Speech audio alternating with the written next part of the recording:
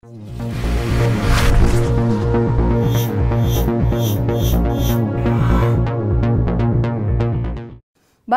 салам. Бүгүнкү күндүн маанилүү жаңылыктары менен таанышып алыңыздар. Сиздер менен Акмарал Нарбекова.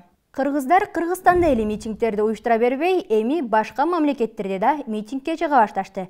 Анда Россиянын бийлигин чоочуткан кыргыз мигранттардын уюштурган акциясы тууралуу сөз кылсак. Москва шаарында кыргыз мигранттары түзгөн Ак ниет кыймылынын мүчөлөрү 7 декабрда Россиянын мамлекеттик думанын алдына плакаттар менен чыгышты. Алар референдум өткөрүүдөн баш тартууга бийликти чакырып, укуктук талаага кайтуу керектигин айтышты. Коронавирус пандемиясына байланышкан карантиндик чектөөлөрдөн улам акция кыска мөөнөттөгү жөө жүрүш формасында өттү. Ак ниет кыймылынын төрайымы Динара Чолпонова парламенттин 6-чакырылышынын депутаттарынын иштөө мөөнөтү бүткөндүктөн депутаттар спикер менен мыйзамдарга өзгөртүүлөрдү киргизүү туура эмес деген ой билдирди. Акция президенттин милдетин аткарып жаткан спикер Талант Мамытов баштаган кыргызстандык бийлик өкүлдөрү Москвага барышкан иш сапары учурунда уюштурулду.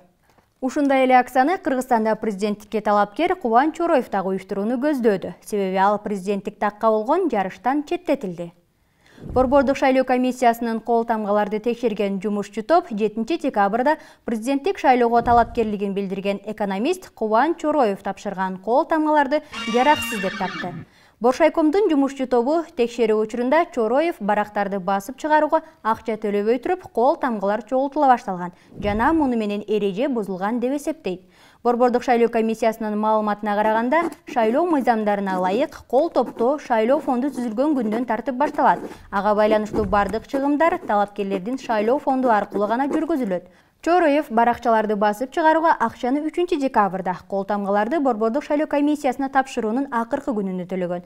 Ал эми Кубан Чороев кол тамгаларды чогултууда эч кандай эреже бузулбаганын, өзүн жарыштан чыгаруунун артында саясат турганын айтып жатат. Эскерте кетсек, Чороевдун мурдагы президенттик шайлоого койгон талапкерлиги дагы тил комиссиясынан өтпөй калган.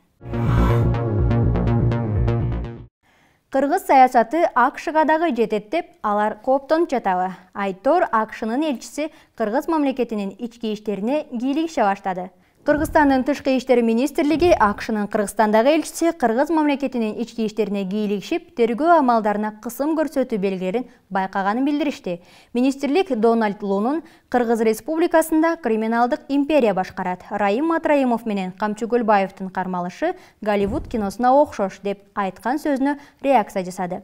Кыргыз Республикасынын тышкы иштер министрлигинин билдирген маалыматында, бир дагы тышкы иштер министрлиги башка өлкөнүн ички ишине кийлигишпөөсү бул эл аралык мамилелердин жана улуттук мыйзамдарыбыздын кебелбес негизги принциби экени маалымдалган. Кечке саясатты айта бербей, башка дагы жаңылыктарга токтололу. Соңку кабар спорт дүйнөсүнөн болсун. Кыргызстандык мушкер эл аралык беттешке чыгат. Кыргызстандык белгилүү мушкер Алтынбек Мамашев ACA 116 турниринде россиялык Виталий Слипенко менен беттешке чыгаарын уюштуруучу компания Инстаграмдагы расмий баракчасына билдирди. Турнирди 18 декабрда түз эфирден гана көрүүгө болот. ACA Ж Ахматтын абсолюттук чемпионаты уюму дүйнө жүзүндөгү промоушендердин ичинде 2-орунда турары MMA Oracle сайтында жазылган. Мындай рейтингге жетиши мурдагы 2 уюмдун бир компанияга бириктирилишине байланыштуу.